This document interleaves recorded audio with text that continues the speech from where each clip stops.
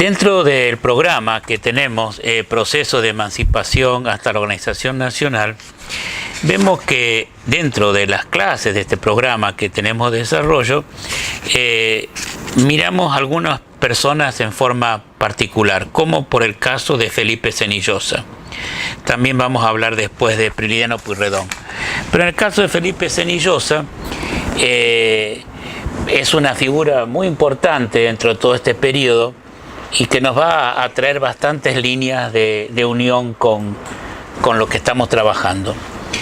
Y le hemos titulado Escenarios del Poder Federal porque justamente es en este momento donde la lucha de unitarios y federales se está produciendo y el poder está en manos de los federales. Entonces, su escenario de acción es justamente este. Acá hicimos una especie de cuadro general a donde aparecen las distintas personas que han actuado en tu escenario en forma notable, los protagonistas: Tomás Toribio, Juan Manuel de Rosas, Justo José de Urquiza, nuestro Felipe Cenillosa, Mariquita Sánchez y Richard Adams.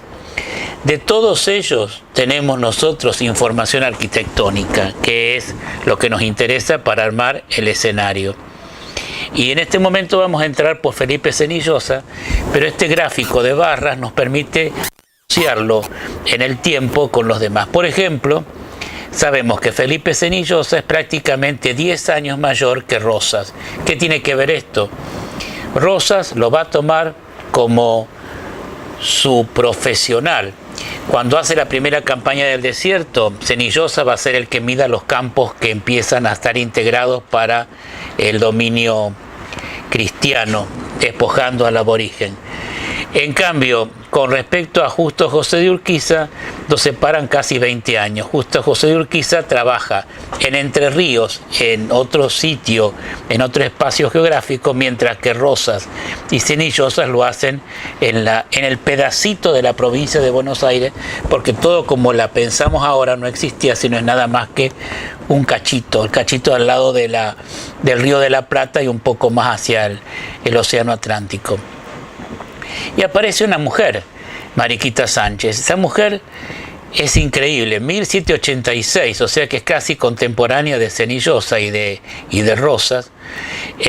Incluso vivía Rosas enfrente de la casa de ella, y hay rastros de la casa de ella y de alguna manera nos permiten entrar a la domesticidad de ese momento. Pero ahora vamos a trabajar con Cenillosa. Decíamos que trabaja en Buenos Aires, y este es Buenos Aires. Acá relevado en un plano de Sordó, a donde marca las manzanas ocupadas, y también en otro está registrado el conglomerado. Pero esto es realmente muy chico, muy escaso. Pero ahí es a donde entra a actuar la política, y dentro de este pequeñísimo ejido urbano está campeándolo la figura de Rosas. Y Rosas, hacia 1830, lo que decide es hacer un recorrido por los pueblos que están cercanos a Buenos Aires, tal vez extendiendo sus dominios territoriales inmediatos. ¿Y cómo lo hace? A través de la Iglesia Católica, es decir, visita San Francisco Solano, San José de Flores, San Antonio de Areco, Chascomús, en fin, distintas localidades.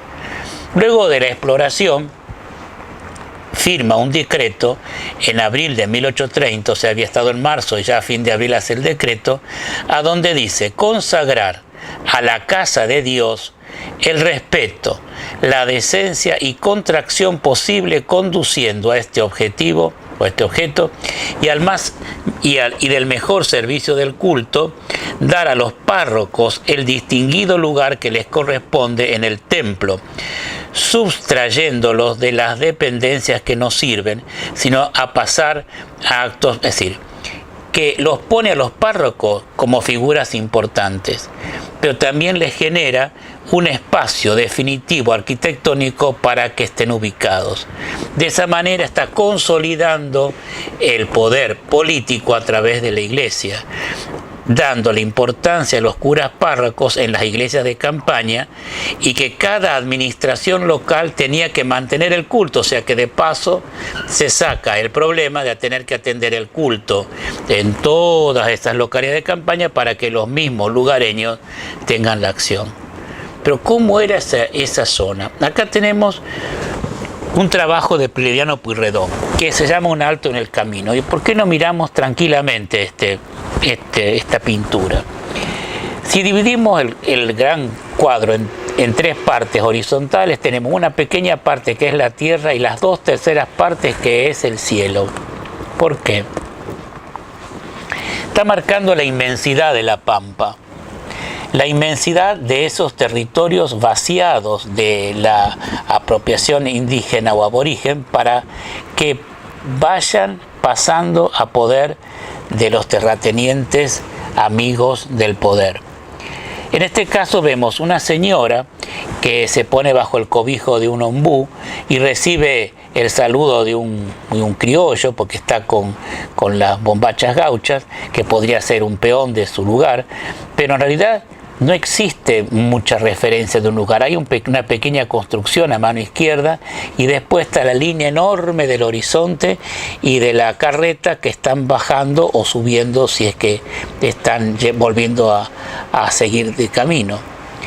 ¿Y cómo recorre la estancia? Al siguiente acá vemos otra pintura donde hay un carricoche que hace una polvareda increíble y el horizonte, siempre el horizonte y lo vacío del territorio, que mejor se ve en el rodeo. Acá vemos un señor, el estanciero con sombrero evidentemente, el gaucho arreglando un apero y todo vacío, o sea que el cielo y poca extensión apropiada recientemente. Y acá entra entonces a tallar nuestro protagonista Cenillosa. En la idea de Rosas, cuando al año siguiente, en el 31, le escribe a Quiroga, es la consideración a los templos del Señor y a sus ministros. Conviene acreditarla. Antes de ser federales, éramos cristianos. Y es preciso que no olvidemos nuestros antiguos compromisos con Dios. O sea que está rescatando políticamente esa situación. ¿Y a quién le encarga? A su profesional amigo, después de la campaña del desierto, que es Cenillosa. Tomando un caso concreto que es la iglesia de San José de Flores, inaugurada en diciembre del 31. Esa iglesia podía estar también en cualquier lugar del Alto del Camino, como estamos viendo acá, porque en toda esta inmensidad hay un pequeño pueblo que serán 2 casas que de alguna manera acá a mano izquierda se alcanza a ver que son una ranchadita. O sea que en realidad estos templos que están mandándole a hacer a Cenillosa son como jalones dentro del territorio. ¿Y cómo está distribuido este templo? Tiene una fachada muy importante de un frontis con 6 columnas y un gran tímpano. Adentro de ese frontispicio se leía: Tú eres nuestra ayuda y protección, Santísimo José. Y debajo, construido bajo los auspicios del excelentísimo restaurador brigadier general don Juan Manuel de Rosas. Pero si separamos la fachada del interior, tenemos que un interior es muy austero, porque evidentemente no había gente, era muy poco, era realmente una arquitectura más de representación que de función. Mientras que las las 2 torres, son divisadas, pero realmente a lo lejos, algo que en esta inmensidad no había otra manera de tener una referencia. Otra que es la de Navarro, que también, en lugar de tener un frontis totalmente que cubra toda la fachada, tiene un frontis más chico, pero son los mismos elementos arquitectónicos. Y de alguna manera se está repitiendo la misma presencia, es decir, que en la Merced de Chascomús otra vez volvemos a tener las torres, el frontis, las columnas, Entonces, ¿qué nos sugieren estas iglesias tan parecidas unas a otras? La relación del frente con la totalidad del poblado evidentemente es escaso y hay muy incipiente. Pero bueno, dejando por el momento de lado la labor de Senillosa en las iglesias de campaña, vamos a ver qué hacía él para sí mismo. Muchas veces, cuando queremos ver qué piensa un arquitecto, un diseñador, nos ponemos a fijar en qué hace para sí mismo, porque evidentemente lo que hace para sí mismo pareciera ser que es lo que más tiene en cuenta. Y en este caso es el diseño de una casa propia, en la calle Larga de Barracas, o sea, un poquito alejado de ese pequeño conglomerado, casi como una casa de fuera de la ciudad. Aparece esto, que es justamente un diseño de un montón de columnas, una repetición de columnas y arriba con ciertos acentos, y aparece medio atrás una cúpula. De ahí entonces empezamos a recordar que este señor Senillosa se recibió en la Academia de Bellas Artes y evidentemente está recuperando modelos ya probados, y en este caso sería un modelo palladiano que lo tiene en su disco rígido y que de alguna manera lo desarrolla. ¿Y cómo lo desarrolla? Lo desarrolla justamente con una planta donde aparece un círculo muy importante, que es el espacio central, que también puede ser parecido a lo que puede sugerir la Villa Rotonda como un espacio central, con cúpula, y la presencia de las columnas, la situación elevada dentro de esta enorme planicie con 3 escalones de césped hacia adelante y hacia atrás con una pequeña escalera. Es una casa muy chica, en el fondo son 5 cuartos principales, pero 5 cuartos principales que tiene una apariencia muy importante, y además una construcción, como en este caso el eje, un eje de simetría muy firme, que también lo mantiene en todas las iglesias. Por lo tanto, empezamos a encontrar acá principios de diseño academicista desarrollados a partir de distintas funciones, en el caso de las iglesias o en el caso de esto que es su vivienda particular. En este plano de Sordó que estábamos trabajando antes, de este Buenos Aires que no tiene mucha condensación, podemos complementarlo con esto, con esta imagen. Esta imagen es completamente contemporánea con este plano, y acá vemos todo la tosca que precede a la ciudad. Por eso el fuerte siempre fue inútil, a donde el desembarco se hacía por estos carros, porque los barcos no podían acercarse a la orilla. Los edificios de la ciudad, las cúpulas de las iglesias y las torres, que son los elementos significativos más altos del conjunto. Patrióticamente pone una bandera argentina en el fuerte y otra bandera argentina que podría estar en el lado de por ahí por donde está el Cabildo. Pero ¿qué aparece?